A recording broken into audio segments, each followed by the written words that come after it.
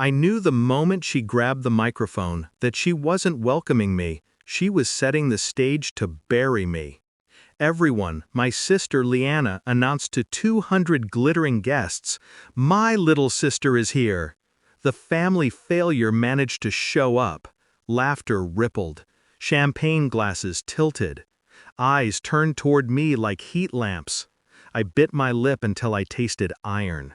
Not because I was hurt, but because I needed to stay silent long enough for my plan to bloom.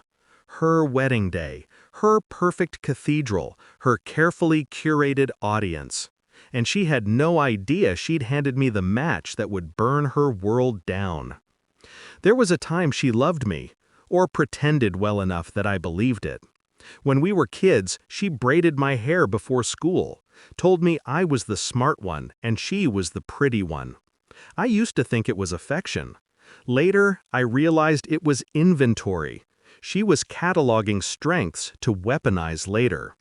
She rose quickly in life, flawless grades, flawless career, flawless engagement to Daniel, the man she flaunted like a trophy. She told me once, "You could be like me if you tried harder." I didn't know then that "like me" meant ruthless. I didn't know then that she already resented the way Daniel's eyes softened when I spoke. But I learned. People reveal themselves eventually, if you're patient enough.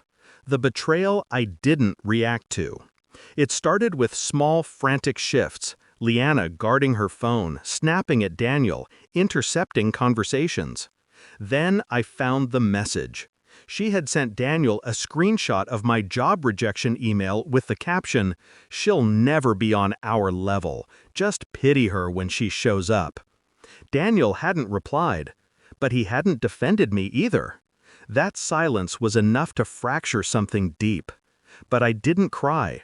Emotions are luxuries. Strategy is survival. So I watched quietly while their facade cracked, day by day, her insecurities sharpening, his doubts growing, their smiles thinning. I didn't intervene. I simply waited. Every downfall begins with truth. I knew Leanna's brand, her career thriving on a pristine image, her reputation built on discipline and composure. She lived for admiration, fed off it. Which is why I didn't plan to confront her. I planned to strip her of her audience.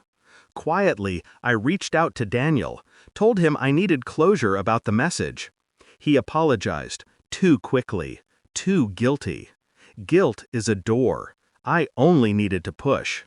I didn't seduce him. I didn't manipulate him. I simply told him the truth. She invited me to the wedding to humiliate me. He went silent. Then he asked, "Is that why she insisted you sit in the second row instead of with family?" I didn't answer. Silence is also a door. The crack widened. From then on, he noticed everything, her cruelty, her vanity, her obsession with control. By the time the wedding day arrived, he wasn't choosing between sisters. He was choosing between illusion and integrity. I made sure he knew which one I represented. Climax, the wedding that was never meant to finish. Back to the aisle, back to her voice slicing through the hall. "Tell everyone what happened with your career, sister," she taunted, smiling with all her teeth. "No job, no savings. I mean, what's the point of coming here dressed like?" She didn't finish the sentence because Daniel, her perfect groom, was no longer standing beside her. He stepped away, 2 strides, 3. Then he stopped in front of me. The crowd froze. "Leanna," he said, his voice echoing through the cathedral, "I can't marry someone who humiliates her own blood to feel superior." Her face drained, foundation cracking, mascara trembling. He turned to me. And then he did the impossible. He knelt. "I'm sorry," he said softly, "for everything she's done, for everything I ignored." Gasps rippled like shock waves. Leanna screamed, a raw animal sound, lunging toward him, toward me, toward the life ripping out of her hands. But no one caught her. Guests whispered. Sponsors whispered louder. Someone filmed, then 2, then 10. Her reputation, her currency, evaporated in real time.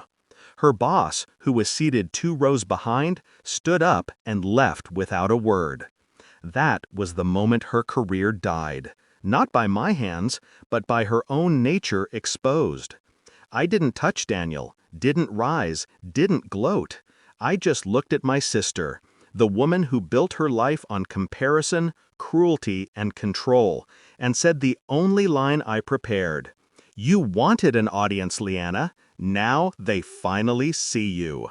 Her scream broke into a sob. I walked out of the cathedral without looking back. Justice isn't loud. It doesn't need applause. Sometimes revenge is nothing more than telling the truth and letting the world finish the rest.